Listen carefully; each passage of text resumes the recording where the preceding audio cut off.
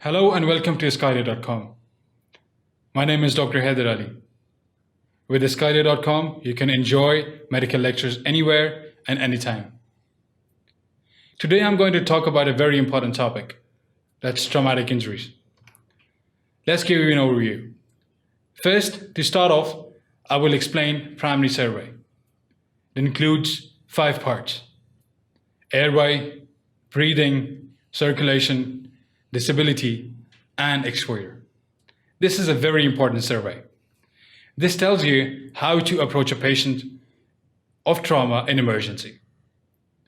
What should be the first priority in the patient with trauma? How to maintain an airway, how to maintain adequate breathing, what to do for adequate circulation, and how to protect a patient from exposure. Next will be secondary survey. Secondary survey includes head-to-toe examination. From head till toe, all the things should be examined. Every bone should be examined. What was the cause of this trauma? What are the injuries in this trauma? Next, associated symptoms. Was this trauma related to any preceding chest pain, any abdominal pain, any loss of consciousness, or any epilepsy or fit-like activity? History. History is very, very important. You have to ask a patient where and what went wrong. Does he or she knows anything about the incident? What was he or she doing?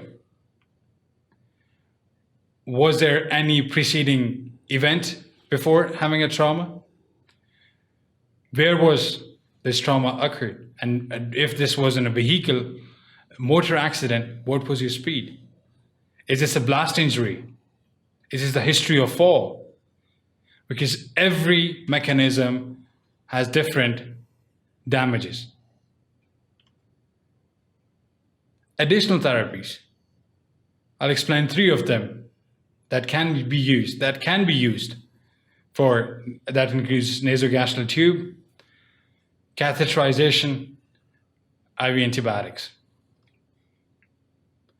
Then I'll explain more about trauma in special patients, especially in children, elderly male and females, and pregnant women. Children, to deal trauma in children, there are severe limitations. Because to treat children with trauma, you have different anatomical structures as compared to adults. For example, increased head size. How this can help or make things difficult for an ED physician to manage a child.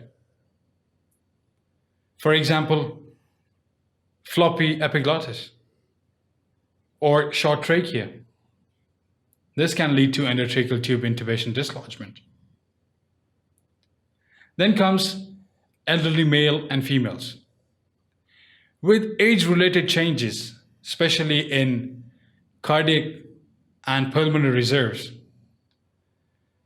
as an emergency physician, treating trauma with decreased cardiac and pulmonary reserve, the outcome could be worse or cannot be as adequate as it should be.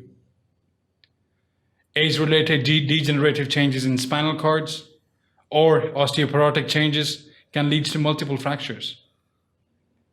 Then I'll talk about pregnant women, trauma in pregnant women, especially of age more than 24, gestational age of more than 24 weeks. How to treat them, how to approach them, what to look for. Because in pregnant women, as an ED physician, you are taking care of 2 lives. So you have to be on your toes when dealing with pregnant women. I would like you to subscribe to sqadia.com and look for more lectures of your interest at sqadia.com. Thank you for watching sqadia.com.